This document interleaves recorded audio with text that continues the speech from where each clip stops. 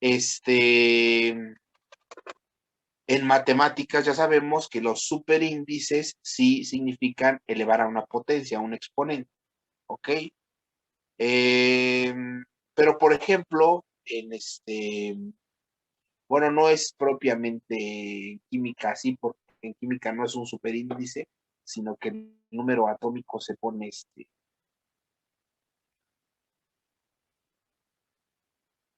pone arriba en la esquina superior, pero no es precisamente un superíndice. Pero sí tenemos subíndices. En química, chicos, ¿qué indica un subíndice en un compuesto?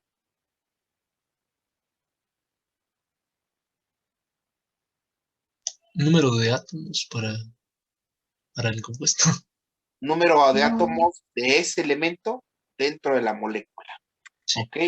H2O quiere decir que son 2 átomos de hidrógeno por 1 de oxígeno. Correcto. Muy bien. Ahora, aquí cuando tenemos fresa 1, que es la que me interesa, tenemos 3, bueno, 4, aunque realmente la 3 y la 4 estamos hablando de lo mismo. Tenemos 3 acepciones. ¿Qué son acepciones? Los significados válidos de dicha palabra, es decir, los que recoge el diccionario. Tenemos que fresa 1 es la planta de la familia de las rosáceas, bla, bla, bla. 2, fruto de la fresa. 3, dicho de un color semejante a la fresa, rojo semejante a la fresa. Basta. Cada una de estas acepciones denota el significado de fresa. Denotar significa mostrar, hacer evidente. Pongo un ejemplo. Bueno, habrá alguno de ustedes o conocen a gente que sea medio darks, entonces siempre se viste de negro, pero normalmente que la gente que no se viste de negro lo haga, denota luto, ¿no? Que alguien se vista de negro en Occidente denota luto, como en Oriente es el blanco, ¿no? Blanco es el color del luto. Bueno, denotar significa mostrar, hacer evidente, etcétera, ¿no? Entonces, cuando hablamos de las denotaciones, nos referimos a usar una palabra según su acepción. Pongo un ejemplo. Si vamos antes, en la antigua normalidad, cuando no había pandemia, salíamos a comprar cualquier cosa a la calle, entonces al güero del puesto de los jugos le podíamos decir, güero, un licuado de fresa, por favor, ¿no? Grande, un licuado grande de fresa. La palabra fresa, ahí en ese contexto, yo le pregunto a Alejandro Silva, la palabra fresa en ese contexto, ¿qué denota? Si yo digo, güero, un licuado grande de fresa, por favor, la palabra fresa, ¿qué denota? Mm, una fruta, en este caso. La fruta. Correcto, muy bien. Pero digamos que le haces la plática a la fresa, digo, perdón, le haces la plática al güero, y le hablas de esa chica, chico, lo que sea que te guste, personaje de ficción, lo que sea. Y le has intentado hablar, etcétera, pero esa persona, pues, se cotiza, ¿no? Y entonces uno dice, o tú podrías haber dicho, sí, fíjate, güero, ¿qué tal? Persona X es bien fresa, ¿no? Bueno, ¿qué significa fresa en ese contexto, Alejandro? Ah, podría ser que es medio payasos, o como decimos comúnmente, se fresea. Se fresea, correcto. Ahora, fresa en el contexto, fíjate, güero, que fulanite es bien fresa, ¿a qué acepción de fresa corresponde? ¿A la 1, la 2, la 3 o la 4? De las que tenemos aquí en nuestro navegador. Dije, chico. No, no, no, no, Ah, no, de las que tenemos al navegador, de uno, planta de la familia las rosáceas, fruto de la fresa, dicho de color de fresa. No estaban preguntando otra cosa. ¿A qué acepción responde? diría como la 4. Pues no, a ninguna. Eso quiere decir que utilizar la palabra fresa En ese contexto no responde a una denotación ni a una acepción, sino a una connotación. Connotación. ¿Qué quiere decir connotar, chicos?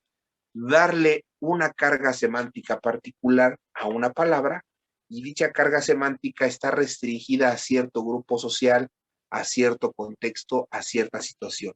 Es tan restringida, no se ha popularizado y no se ha mantenido en el tiempo lo suficiente como para que el diccionario la recoja. ¿Ok? Entonces, las connotaciones son los significados especiales, contingentes, extraordinarios que le damos a una palabra en determinado contexto. ¿Ok? ¿Más o menos es claro para todos? Sí, profe. Sí, profe. Miren, es muy ilustrativo, es un ejemplo penoso y triste, pero es muy ilustrativo. Aquí hay que señalar el fenómeno, no estamos tratando de reproducir ninguna conducta lesiva, pero hay que describir la realidad. En un país como México, con un patriarcado tan patente y bueno, todo un arrastre de una cultura conservadora, religiosa, etcétera, bueno, en el lenguaje saltan a la vista que ciertas palabras en un contexto masculino tienen una connotación positiva, pero cuando son femeninas su connotación es negativa.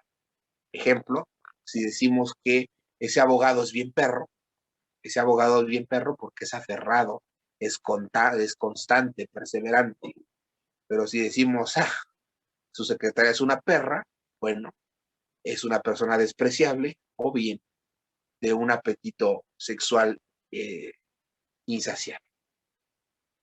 Pensemos pues en la palabra aventurero. Si decimos Juan X es aventurero, es un aventurero, se avienta al Teposteco en bici, hace senderismo, todo lo demás, pero decimos, su hermana es una aventurera. Bueno, tiene otra connotación. Entonces vean pues cómo las connotaciones masculinas en una sociedad patriarcal como la nuestra son positivas, en cambio, en las connotaciones femeninas, en muchos casos, son negativas. No sé si con esto podemos aclarar, o está el panorama más o menos claro de lo que es connotación, denotación y acepción. ¿Hasta ahí todo bien, chicos? Sí, profe. Sí. Muy bien. Ojo, aquí hablamos de las distintas acepciones de fresa, fresa superíndice 1, pero tenemos fresa 2. Los de máquina saben bien de qué estamos hablando. Herramienta de movimiento circular, con una serie de buriles o cuchillas, largo, etcétera. Bien, aquí no estamos hablando de acepciones distintas de fresa, sino de dos palabras que son homónimas u homógrafas. Por favor, ¿me puedes explicar, Pedro Iván, qué son palabras homónimas? Que se parecen en cuanto a la gramática, pero tienen un diferente significado. Ajá, son palabras idénticas, morfológicamente idénticas, ¿ok? No solo suenan igual, se escriben igual. ¿Me puedes dar tú mismo otro ejemplo de un par de palabras homónimas? Eh, a ver, permítame, déjeme pensar.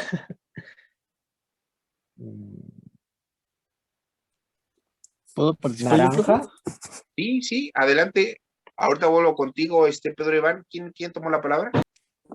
Yo. Es que como palabras No, sea homónimas yo, podría por ser favor. ¿Quién es como... yo? Yo, Daniel Aaron Pérez. Ajá, Pues como palabras homónimas podría ser como vela de barco y vela incandescente, ¿no? claro, correcto, muy bien. Cerca y cerca, ¿no? Cerca la valla y cerca, ¿qué es? El otro cerca. Es como la cerca que limita No, esa es la valla. este, Estar como La que próximo. valla es la que limita y la otra De estar próximo. es el adverbio del lugar. Muy bien, ¿ya tienes otro ejemplo, Pedro Iván? llama, llama ahí, llama de animal y llama de flama, de fuego, de flama o del verbo llamarse. o Sí, de por llamar. supuesto. Igual. Correcto. Muy bien. Ojo, chicos, solo para cerrar este asunto. Homónimo se refiere a dos cosas, ya sean palabras homógrafas, como las que acaban ustedes de señalar, o a dos personas que tienen el mismo nombre. Entonces, a esas palabras coloquialmente las llamamos, a esas personas las llamamos coloquialmente tocayos, ¿no? Entonces, homónimo es tanto dos personas que se llaman igual, o bien se refiere a dos palabras que son idénticas morfológicamente, aunque tienen valores semánticos que se distinguen con claridad. ¿Hasta aquí alguna duda? Ojo, porque tenemos que ver, además de esto, antonimias, sinonimias y después unos conceptos rarísimos sacados de la manga, bueno, no sacados de la manga, pero apantalladores, que son hiperonimias e hiponimias. No sé si ya le echaron una ojeada al temario del examen. Pues viene esa cosa de hiperonimia e hiponimia que suena apantallante, pero ustedes tranquilos, es la cosa más sencilla del mundo. Si se recuerdan ahí de sus años mozos en la primaria, cuando veían campos semánticos. Los campos semánticos es básicamente esto que hablamos de palabras hiperonimias, hiperónimos y hipónimos. Aquí en el chat puso homónimas y homógrafas son sinónimos, o sea, sí, solo que lo que te comentaba. Homónimo puede referirse a palabras homógrafas o bien a que dos personas tengan el mismo nombre. ¿Ok? Entonces, homónimo tendría, digamos, es un concepto más amplio. ¿Vale? Bueno, pues ya, pasemos a lo siguiente, ¿no? Porque se nos acaba el tiempo. Quien quiera contestar, por favor, la pregunta número 9. Yo, Quien sea, nuestra pregunta, nuestra lectura es un editorial, un subgénero periodístico de opinión. Según las características, quien estaba contestando, por favor, ¿cuál sería la opción correcta? la letra B. La letra B, efectivamente. Artículo sin firmar que refleja la línea de pensamiento de la publicación. No me detengo más en la definición de editorial porque solo que fueran a hacer el examen de la UNAM tendrían que ver más a fondo géneros periodísticos, sobre todo las características de la nota. Pero pues como nuestro curso va enfocado al examen del poli, eso lo dejamos de lado.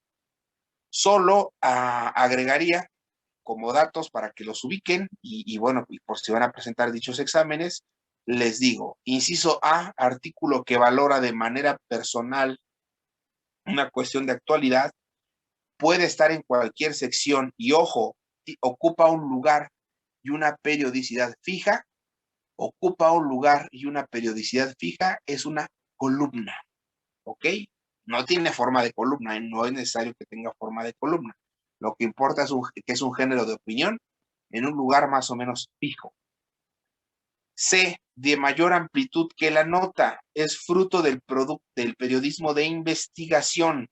No interesa la inmediatez de los acontecimientos, sino la contextualización y el desarrollo de los temas. Esto es reportaje. Y ya habíamos hablado del inciso D, explica y valora una obra de creación expuesta al público, es la famosa reseña crítica, ¿ok? Que tiene una ficha técnica y un comentario y ya, ¿ok? Hasta ahí. Solo me detengo aquí a distinguir, aquí estamos el ejemplo de otra vez de dos homónimos. Son homónimos, sí, pero, aquí el género sí distingue los valores semánticos de la palabra. Editorial femenino, la editorial es una casa que publica libros, es una editora de libros. El editorial en masculino es el género periodístico de opinión. Entonces son homónimos, solo que, ojo, editorial femenino es la casa que publica libros, editorial masculino es el género de opinión. ¿Todo bien hasta aquí? Sí, profe. Sí, profe. Acaba de mandar un WhatsApp. de un pendiente. Vámonos, señala la forma del discurso, tipo de texto predominante en el artículo periodístico. Ya tiene la respuesta Mauricio Gómez. Yo le puse la C. La C, o sea, de narración. Sí. No, acuérdese que estamos hablando de un género de opinión, es lo que hemos estado desarrollando hasta el momento. Entonces, más que estar contando una historia, lo que está haciendo es desarrollando un tema desde su opinión, desde su perspectiva. Por lo tanto, ¿es objetivo o subjetivo? Subjetivo, ¿no? Por lo tanto, será exposición o argumentación. Argumentación. Argumentación, inciso B. Correcto. Aguas, por favor. Función de la lengua. Conteste, por favor, y ustedes me dirán, oiga, profesor, pero no hemos visto el tema de funciones de la lengua. Tienen toda la razón. Como yo tengo la razón en decir son debates, y en primer semestre tuvieron esa materia de comunicación oral y escrita, o como se llame. Y de hecho, de los primeros temas son las famosas 6 funciones de la lengua. Aquí no vamos a repasar esas 6, solamente vamos a checar 3 que son las que nos interesan para este examen y también, bueno, para todos los exámenes de ingreso de nivel superior hay que tener conciencia de las funciones del lenguaje más que de la lengua. Por favor, Iván Vázquez, Iván Manuel, ¿sabes cuál es la función del lenguaje de nuestro texto? Creo que es expositiva. Es expositiva, no, expositiva es el distractor por excelencia, porque expositivo es una forma del discurso. Acuérdate que son las 5 formas: descripción, narración, exposición, argumentación y diálogo. Entonces, la función del lenguaje se refiere a cómo una codificación de este instrumento que nos sirve para comunicar, llamado lenguaje, aplicado a cierta función. Es decir, puede ser representar un significado, reflejar un estado anímico o buscar la reacción de un receptor. Entonces, ¿cuál crees tú que es la opción correcta?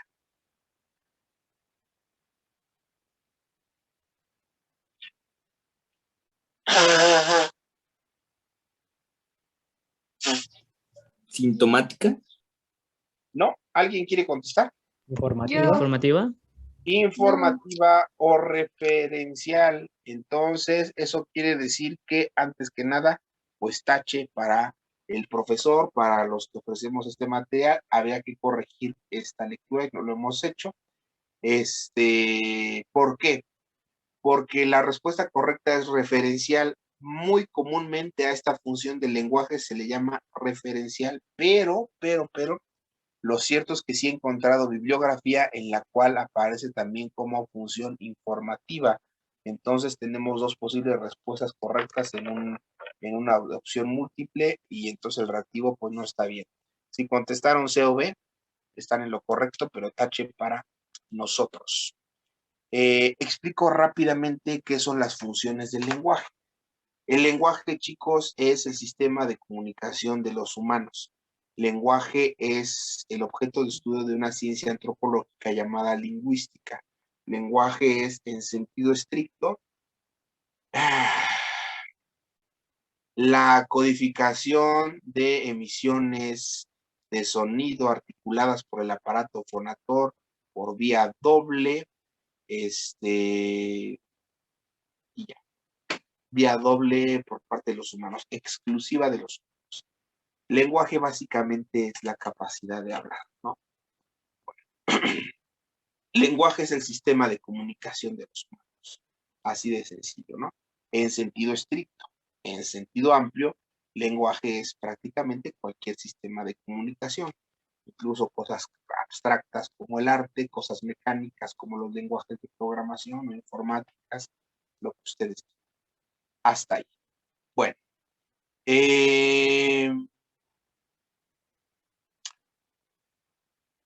¿Cuál es, chicos, cuál imaginan ustedes que es la función básica, fundamental del lenguaje.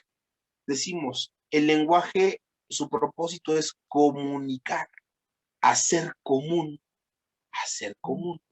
En ese entendido, ¿cuál sería la función básica del lenguaje? La fática. ¿Sabe qué es fático?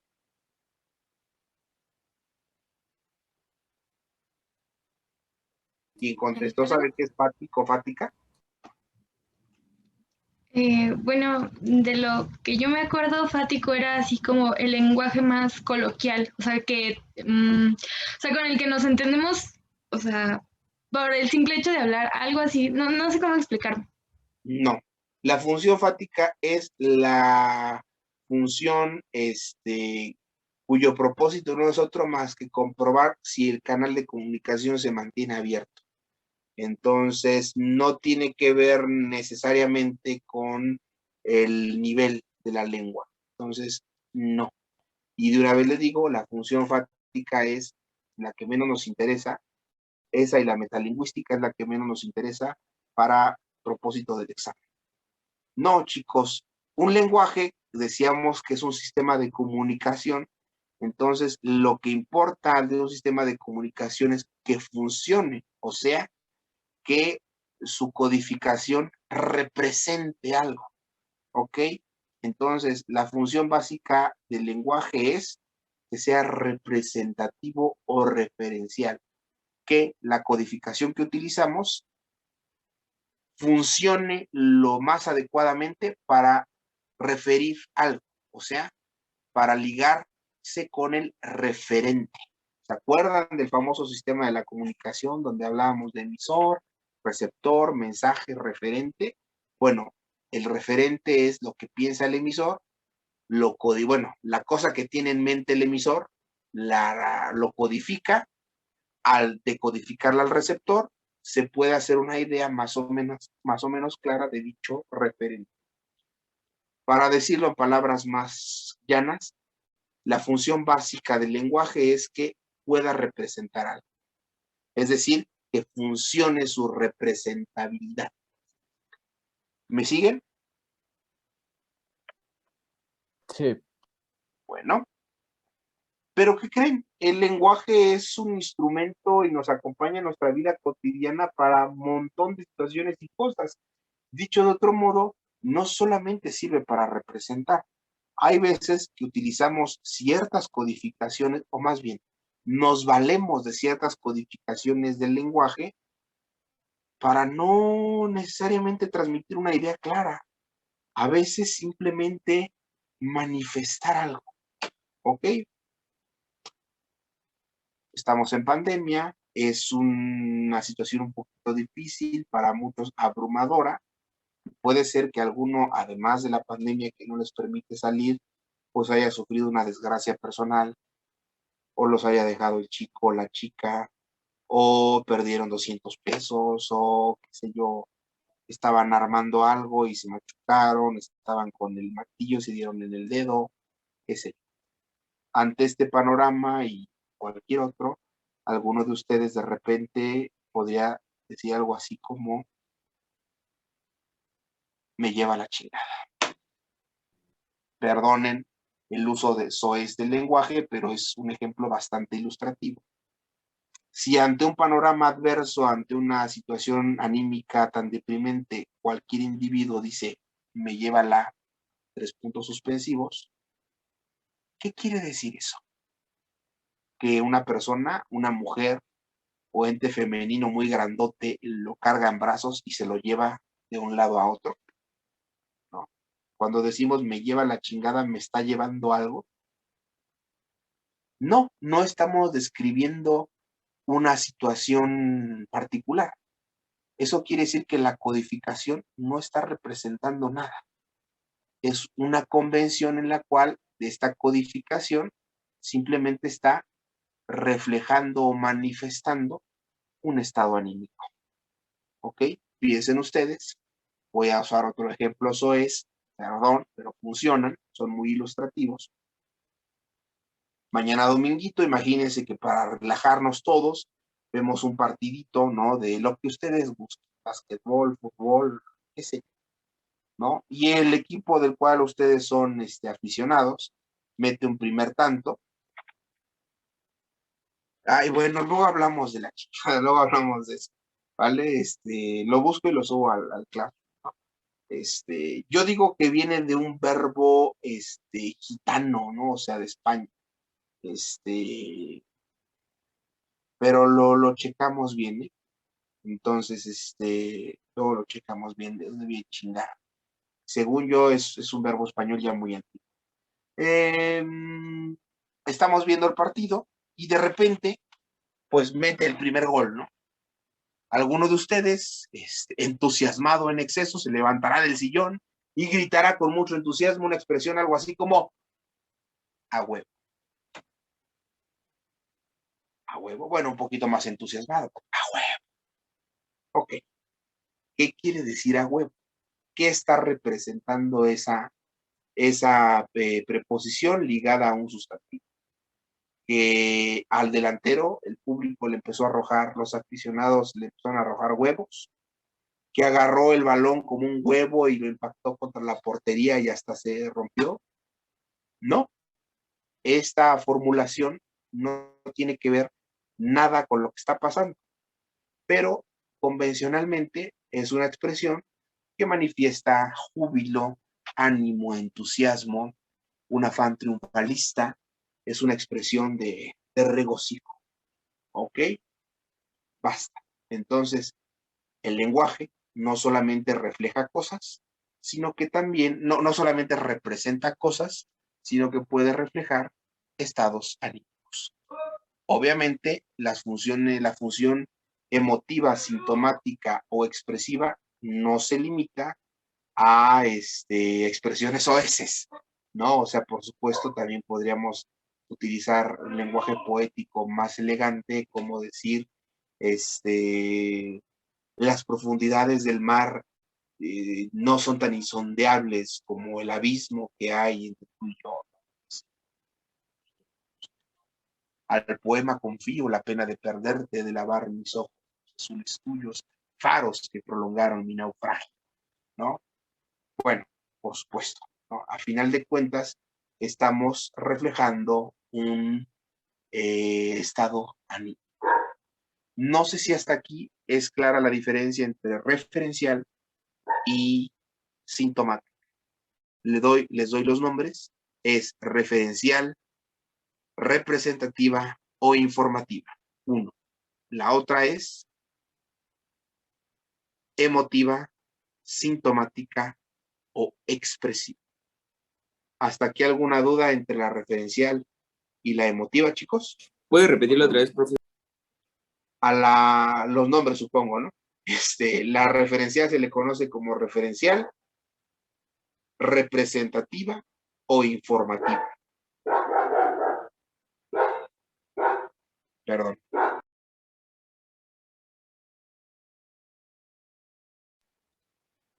A la otra se le conoce como emotiva, sintomática o expresiva. ¿Listo?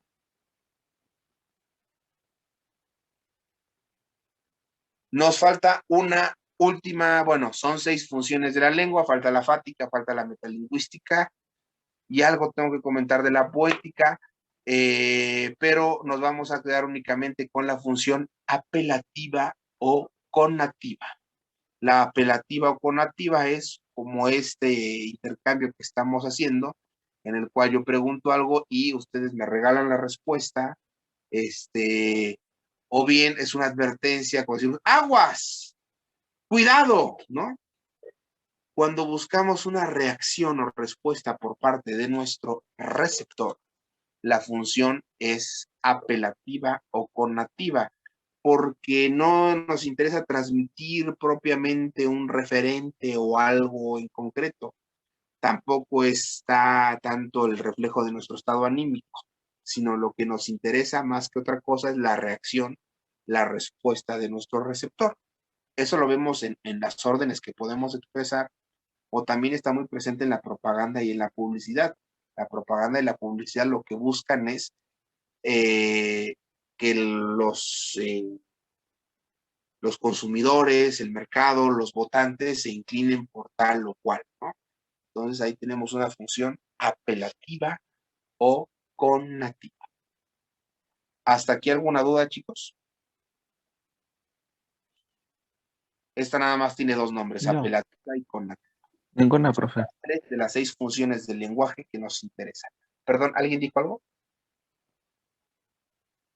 No, es que de repente yo... Los demonios que me acompañan aquí en mi habitación. Con nativa es con doble N, ¿no, profe? Yo diría, pero no, ya la busqué en el diccionario y viene de connatus y es con una sola N. Ok. He vivido toda mi vida engañado. Sí, a ver, vamos de una vez, ahí ya tenemos el diccionario abierto, así no vaya a ser la de malas, pero connotación sí es con doble N. Sí, connativo, connativa va con una sola N, función connativa, y tal vez es porque tendemos a hacer mucho el énfasis con nativa, y connotación, según yo, sí es con dos N. Es sí, connotativo, connotación. Sí, connotación y connotativo sí es con doble N. Connativo de función connativa es con una sola. Hasta ahí. Nota, si van a hacer el examen de la UNAM, para el examen de ingreso de la UNAM, para ese temario, la función poética sí está fusionada con la función sintomática. Para ellos, función sintomática y función con poética es la misma. Para un servidor, coinciden muchas veces, pero son cosas distintas. ¿Ok? Reflejar el ánimo no necesariamente tiene que ver con una intención creativa, poética por parte del emisor, pero puede ser que yo esté equivocado. Según lo que yo entendí en el artículo de Jacobson, no son lo mismo, pero hasta ahí. Vamos ahora con la 12. Por favor, Ishtar, anda por ahí. Bueno, pero ¿prefieres Samantha o Ishtar? Ya no me acuerdo. Sí, aquí estoy. Bueno, es Samara. Para empezar, me llamo Samara. Sí. Para ver. Samara o Ishtar, perdón. Pues los dos me gustan. Entonces. Okay. Sí. Por favor, 12, la intención del texto. C. Formar opinión a partir de un determinado punto de vista. Correcto. Muy bien, gracias. Armando Uriel, por favor. Armando, la 13. Tenemos 5 números romanos. Y estos planteamientos aparecen en distintos párrafos, ¿no? Entonces había que buscar la respuesta que ligara correctamente la idea, los planteamientos, con el párrafo en el que aparecen, ¿no? ¿Tienes la respuesta? Sí, es la C. Es la C, correcto. Esta era el reactivo quizás más laborioso, ¿no? Porque había que cotejar, digamos, la información del texto, pero ahí está, es más o menos claro, ¿no? Aquí pues tengo que detenerme más que en revisar exactamente dónde viene algo de semántica, ¿no? Porque nos van a preguntar eso en partes de habilidad verbal y comunicación, ¿no? ¿Qué tanto bagaje léxico tenemos, ¿no? Entonces, parangón, Armando, ¿qué significa parangón? No sé. Y entonces, ¿qué adivinaste? Dice parangón entre los recursos asignados a Fobaproa y un programa de asistencia social. El parangón es entre una cosa y otra. ¿De qué otra manera llamarías a un parangón?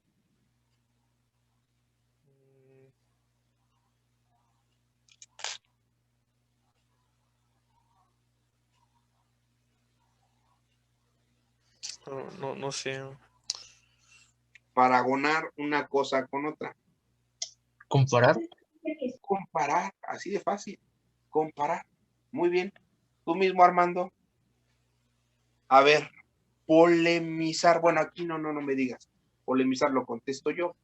Cuando oímos que dicen eso es muy polémico, Entendemos chisme, ¿no? Controversial. Bueno, sí, controversial porque controversia quiere decir oponer. Dos versiones opuestas. Correcto. Pero entendamos que polemizar quiere decir mostrar una postura contraria. Viene de polemos, que en griego quiere decir guerra. Entonces, polemizar quiere decir oponerse con una idea, con un posicionamiento distinto, ¿no? No oponerse de darle madrazos a algo, no, sino oponerse con una idea, un planteamiento distinto. Viene de polemos, significa guerra.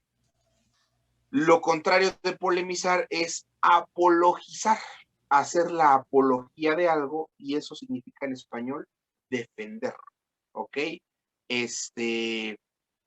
No sé si tengan ustedes en su radar que hace unos 2-3 años estuvo esta iniciativa de censurar o restringir a los productos culturales, series, programas de televisión que hicieran apología de la violencia, ¿no? Sobre todo pues, está muy de moda, ¿no? Las narcoseries, todo eso que parecen más eso, una apología del crimen organizado, ¿no? Bueno, apologizar quiere decir defender. Si ustedes, en español, si ustedes vieron en filosofía, claro, quién sabe, porque luego en filosofía no se ve nada en el poli, pero bueno, en primer semestre vieron ética y supuestamente debieron ver un poquito de Platón y de los diálogos. El personaje principal es Sócrates, y normalmente toda edición de los diálogos de Platón empieza con apología de Sócrates, es decir, el discurso del propio Sócrates para defenderse él mismo ante las acusaciones de Meleto y Anito, creo que se llaman, Meleto y Anito, que dice Sócrates es un pervertidor de la juventud y además no cree en los dioses. Hasta ahí. Aguas, porque en inglés apologize, que evidentemente tiene el mismo origen, significa una cosa totalmente distinta. ¿Qué significa apologize en inglés, chicos? Disculparse. No lo sabían. Bueno, que yo Admirar. Admirar, o como en inglés apologize es como, se me fue la palabra. Según yo, o sea, puede ser que yo ignore las acepciones que ustedes están diciendo, pero hasta donde yo sé es disculparse. Apologize es pedir disculpas. Lo he visto. Sí, tiene como dos significados, profesor. Sí, dos ya acepciones. No diga significados, ya aprendió la palabra hoy, acepciones, ¿no? Entonces, correcto. O aguas, porque luego cuando ignoran algo, dicen, se parece algo en inglés, y como en inglés sí la saben, dice, pues hace lo mismo en español. No, por favor. Como es el caso de accesar, ¿no? En inglés existe tu access, y entonces dicen, pues en español a huevo existe accesar, ¿no?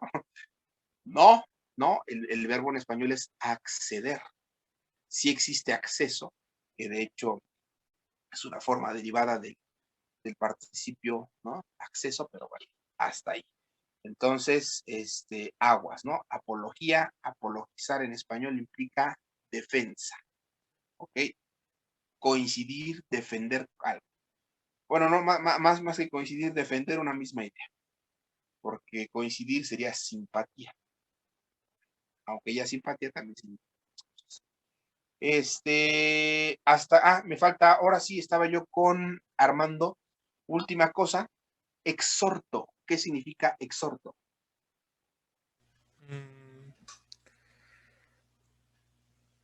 Es como, no sé.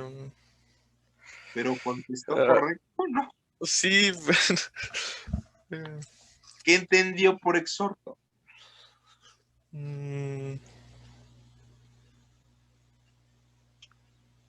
Hago énfasis en esto sobre todo porque no sé por qué el examen de ingreso quiere que los jóvenes ingenieros, futuros ingenieros, sepan algo de las partes del discurso, porque vamos a ver algo de función, figuras retóricas. Bueno, el exhorto es la parte final del discurso retórico. ¿no? Entonces, a final de cuentas, un discurso busca convencer, es un texto argumentativo, y eso de lo que queremos convencer se refuerza en el exhorto o peroración, peroratio en latín. La peroración o exhorto es lo que pedimos que haga nuestro auditorio, que tome conciencia, que vote a favor de algo, que imite a tal personaje, que rechace tal conducta, qué sé yo. Es muy claro, por ejemplo, en el proceso legislativo que les exhorto a mis compañeros a votar en contra de tal cosa. Bueno, es esa parte final. Lo que pedimos a nuestra audiencia es el exhorto o peroratio, peroración. Y listo, ¿no? Está muy marcada el exhorto o peroración al final, ¿no? De hecho dice, al formular su voto, los diputados deberán considerar que tal cosa, la. Y al final termina, de hecho, con la famosa pregunta retórica, ¿no? ¿Puede hablarse de democracia plena si los representantes populares actúan a contrapelo de la opinión de sus electores? Es pregunta retórica porque no lo está preguntando y es más que evidente que desde su perspectiva la respuesta es no, ¿no? O sea, la pregunta es como prácticamente de más. Bueno, ¿hasta aquí alguna duda de los vocablos que vimos, el análisis semántico, bueno, más bien el enriquecimiento léxico que acabamos de tener, chicos? ¿Alguna duda? No, profe. Bueno, vamos a la última para cerrar esto, por Dios, y ayúdenme, a ver, Emilio Gabriel, me salí, espero no haberme salido tan drásticamente. No, estoy. ¿Ahí andas, Emilio? Sí, profesora, aquí estoy. Muy bien, entonces relaciona la 14, la opción correcta es Yo puse B. B, 3, 1 y 2, correcto. Sí. Y aparentemente ya no habría nada que agregar sobre esto, pero sí, la semana pasada hablamos de abreviaturas y quedamos en reforzarlo con el asunto de acrónimos y siglas. Tal vez no lo tenga suficientemente fresco, tal vez sí. Haz un esfuerzo, por favor. En el caso de Banjico, primero, ¿qué significa Banjico? Banco de México. Correcto. Banjico son siglas, acrónimo o abreviatura. ¿Sería abreviatura? No. Banco de México no es una sola palabra, es un nombre complejo y compuesto. Y dijimos que las abreviaturas son formas abreviadas, condensadas de una sola palabra. Entonces, ¿es un acrónimo? es un acrónimo. Muy bien, la respuesta es correcta. Pero yo le pregunto, ¿cuál es la diferencia entre acrónimo y siglas? Tanto el acrónimo como las siglas son formas abreviadas de una sola, de un nombre compuesto. Entonces, ¿cuál sería la diferencia entre siglas y acrónimo? Bueno, visualmente las siglas solamente tienen dos, bueno, un número pequeño de letras, ¿no? Ajá. ¿Y esas letras cuáles son? Son las, no sé cómo decirlo. Sí, saben. Las que inician la palabra, ¿no? Las iniciales, por Las supuesto. iniciales, sí, Muy exacto. bien. En cambio, el acrónimo, ¿cómo se compone? Con un segmento de la palabra. Pues. Banjico, ¿qué elementos está usando de Banco de México? La sílaba ban de banco. Y la México. Bueno, y Jico. Y el final de México. Muy Ajá. bien. Piense en otro acrónimo. SEGOP. ¿Qué significa SEGOP? Secretaría de Gobierno. De Gobernación. De Gobierno. En español, México es Secretaría de Gobernación. Es exactamente igual que Banjico. Por ejemplo, tomó el final de la palabra México. ¿GOP es el final de la palabra gobernación? No. Teniendo en cuenta estos dos ejemplos, improvise una definición de acrónimo. El acrónimo es la forma abreviada de un nombre compuesto. ¿De qué manera se integra?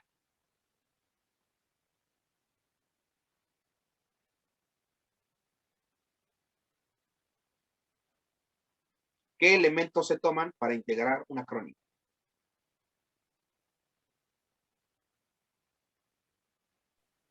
Mm, las, la sílaba que destaque o... No.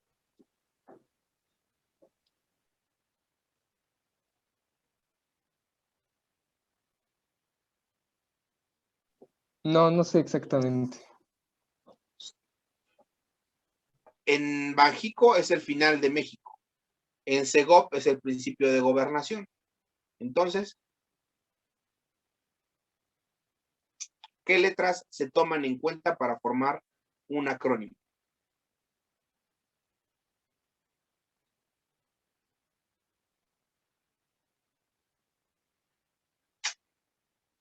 Las tres primeras iniciales. ¿Y dónde está la inicial de México en Banjico? Pues son cualquiera de las que suenen bien, ¿no? Cualquier sílaba que suene bien y que tenga una vocal. En plural decimos cualesquiera. Acuérdense que el plural de cualquiera es cualesquiera. No van a decir cualquieras, no. Ok, aguas, ¿eh? Muy bien, muy bien. Entonces, así de sencillo, en el acrónimo agarramos las letras que queramos, cualesquiera letras de las que componen el nombre. No tienen que ser tales o cuales. Las siglas, a diferencia, sí se toma solo una letra y es la letra inicial. ¿Y qué creen? Ni siquiera de todas las palabras que integran el nombre, solo de los sustantivos y adjetivos. El ejemplo que lo hace muy transparente es la principal casa educativa de este país, y sí, lo digo y lo refuerzo, entonces que yo egresé de Batis, la UNAM, ¿no? A ver, siglas de UNAM. Universidad, sustantivo, México es otro sustantivo, y los adjetivos nacional y autónoma. Y el D se omite, el D es una preposición. Las siglas solo toman la inicial de los sustantivos y los adjetivos. Hasta ahí, ¿ok? Los acrónimos pueden tomar cualesquiera de las letras de cualesquiera de las palabras que integran el nombre. En este caso, por ejemplo, bueno, son nombres de instituciones, y si son nombres de instituciones, deberían escribirse en mayúsculas, solo que por convención, por ejemplo, Banjico, no, Banjico se escribe así como la puse. Nunca, es raro encontrar Banjico en mayúsculas. En teoría, tanto siglas como acrónimos deberían ir en mayúsculas, pero ya vimos que no es cierto. Dos, algunas palabras se han convertido en sustantivos, eran acrónimos y son de uso tan corriente que ya funcionan como simples sustantivos y ya se escriben en minúsculas. Es el caso de OVNI, objeto volador.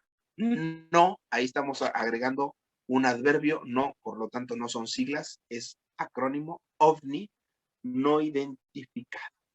Y se escribe con minúsculas. Reviso el chat porque aquí escribieron algo. Y dice invitar, exhortar, sí sería como invitar, si habían dicho eso, disculpen que no haya puesto atención. Podría decirse que un acrónimo puede ser una sigla cuya configuración se pronuncia como una palabra, sí, pero entonces siempre utilice siglas en plural, porque si hablamos de una sigla, no toma solo una inicial, tiene que ser un nombre compuesto, entonces las siglas necesariamente siempre estarán en plural. Y sí, normalmente los acrónimos tienen esta intención de ser pronunciables, de ser eufónicos, ¿ok? Si digamos que ya funciona como una sola palabra, sí podríamos decir que es un acrónimo, ¿ok? Por ejemplo, UNAM, aunque UNAM por su naturaleza y todo, pues evidentemente son siglas, ¿no? Aunque pues funciona como una palabra sin mayores problemas. Aguas, resulta que hay unas palabras que ya las tenemos tan en un uso constante y recurrente que ni se nos pasa por la mente que eran acrónimos, sobre todo cuando vienen de otro idioma, y es el caso de láser. Láser, acuérdense, es una palabra de origen en inglés, por lo tanto, como otras que son graves y terminan en consonante, tienen que llevar tilde. Acuérdense de tráiler, acuérdense de modem, póker, álbum y largo, etc. En nuestro caso, láser es un acrónimo. Es Light Amplification by Stimulated Emission of Radiation. Entonces, era originalmente un acrónimo en inglés, pero bueno, ya se convierte en una palabra de uso corriente. Como esa, también la palabra sonar y radar. Vean cosa curiosa, láser se quedó en español con la pronunciación en inglés, se quedó como una palabra grave. En cambio, sonar y radar se quedaron como agudas. Es el radar. ¿Por qué? No sé. Ya ven que incluso, por ejemplo, se distinguen entre América y España. En España algunas palabras de origen inglés conservan una pronunciación, sobre todo en cuanto a la acentuación más cercana al inglés, ¿no? Por ejemplo, en España dicen video, y a nosotros nos suena la cosa más rara, ¿no? Estos vídeos, videos, bueno, ok, no, decimos video, ¿no? Es la misma cosa, pero bueno, en España le ponen tilde porque es una palabra esdrújula, y en español yo creo que es más por la influencia de que veíamos la palabra video en videocaseteras y todo lo demás, entonces la veíamos escrita así, pues se pronunciaba en español, tal cual. Como unas marcas, ¿no? Que se empezaron a pronunciar tal cual, ¿no? Creo que Colgate originalmente era Colgate, ¿no? Pero nadie decía Colgate, Colgate. Ahora hay una tipa que hace YouTube, una youtubera, ¿no? Que a huevo quiere que pronunciemos idioma en la pronunciación correcta. ¿Qué importa? ¿No? O sea, yo quiero ver cuántos gringos dicen Guadalajara, ¿no? Correctamente. Pues no, o sea, decimos sears, no sears. Y bueno, ahora hay también una tendencia, ¿no? Algunos personajes ya también a fuerzas quieren el nombre original, las productoras, cuando hay una larga tradición en el siglo XX de que ciertos personajes se adaptaron, ¿no? Es el caso de ahora en las películas de los Muppets, ¿no? Que la rana Kermit. Por Dios, ¿quién le dice Kermit a la rana René? Pero bueno, algunos sí permearon, ¿no? En mi caso, por ejemplo, sí mi padre decía el ratón Miguelito. Y cuando decía ratón Miguelito, yo, ¿quién es ese, no? Pero bueno, larga historia, ¿no? Ya, fuera el excursus. Y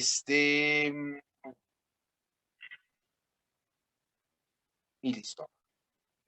Para cerrar, nada más recuerdo, las siglas y los acrónimos normalmente deben escribirse en mayúsculas, excepto cuando ya dicho acrónimo se ha convertido en un sustantivo de uso tan corriente como ovni, como láser, ya van en minúsculas. ¿Dudas hasta aquí? No, Más profe. Sí, que ahora quieren que diga Disney, ¿no? Disney. Siempre hemos dicho Disney, ¿no? Por Dios, ¿no? McDonald's, ¿no? Sí, por supuesto, pues. Ya quisiera yo que dijeran correctamente algún nombre en español. Y vean que de hecho es en general, ¿no? Por ejemplo, los chinos que ahora son potencia, ahora insisten en que todo el mundo debemos pronunciar el chino lo más parecido, ¿no? Entonces ya no es la ciudad de Pekín, sino es Beijing. O sea, es que se refiere a la misma cosa, solo que en español tiene tradición de siglos que se ha hablado de Pekín, ¿no? Pero ahora quieren que digamos Beijing. No, la verdad no creo que ellos digan Guadalajara, ¿verdad? O dicen México, no dicen México o lo que ustedes quieran. Pues bueno, entonces le seguiremos diciendo a sus ciudades y a todo lo demás como la tradición lo ha dictado, ¿no? Ya, hasta ahí. Vamos con el material, porque ya son 2:15, por Dios. Vámonos rápido, ¿no? Entonces ayúdeme, por favor, Gustavo Iván, ya que anda por ahí. La pregunta 1 del material Vamos a revisarla, por favor. Escoge la opción que explique mejor la acentuación de muéstreles y que indique su número de sílabas correcto. Acuérdense que esos primeros 5 reactivos parten de algunas palabras resaltadas y con superíndice en el cuerpo del texto. Entonces, ¿está por ahí, Iván?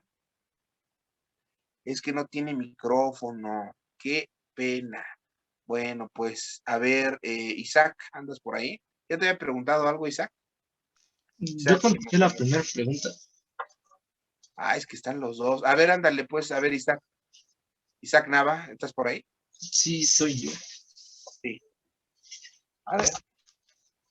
¿Cómo? Es que, ¿en dónde estamos? Porque me perdí. Porque ya acabamos el cuadernillo, estamos en el PDF que te quedó de tarea. Ajá. ¿Ya lo tienes abierto? No, espérame. Ábranlo todos, por favor, ya tengan abierto, vamos a revisar el material que se quedó extra. ¿Usted lo tiene, Isaac Emanuel? Sí, profe. Muy bien, entonces conteste la 1 y luego voy con la 2 con Isaac Nava, ¿no? Vale, Sí. pues entonces, Emanuel.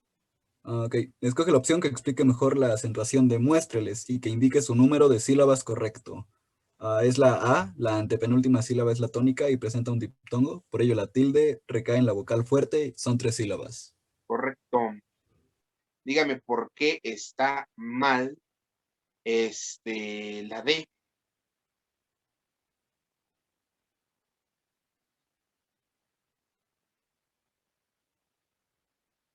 ¿Qué está mal en D para que no sea la correcta?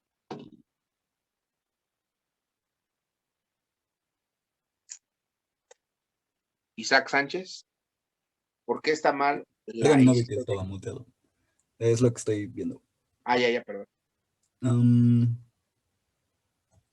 Forma verbal se tilda porque le agregan el pronombre les. Pues, porque lo del acento hace que lo del pronombre ya no se cumpla, ¿no?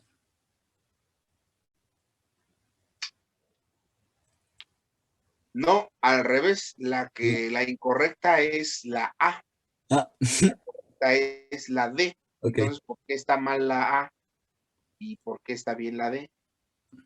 ¿Por eso? ¿Por lo del el pronombre les hace que ya no se cumpla lo de la tilde?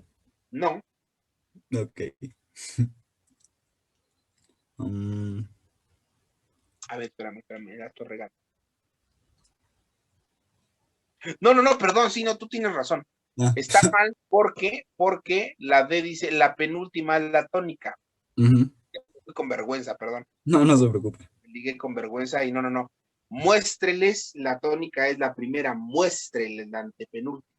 Y entonces el inciso D está marcándose que la penúltima de 3 sílabas es la tónica y no es muestreles, es muéstreles. ¿Correcto? Sí, profe. Sí, perdón. Obviamente muchas formas verbales son graves o tienen otra acentuación y cuando se les agrega un pronombre enclítico, pues se convierten en palabras, por ejemplo, esdrújulas o sobresdrújulas. Es el caso de muéstreles. La forma muestre, imperativo del verbo mostrar, subjuntivo del verbo mostrar, es grave, ¿no? Oiga, usted muestre esto a los señores, por favor. Pero si yo digo muéstreles, el pronombre enclítico le agrega una sílaba más a todo el verbo y entonces se convierte en esdrújula. ¿Listo? Es el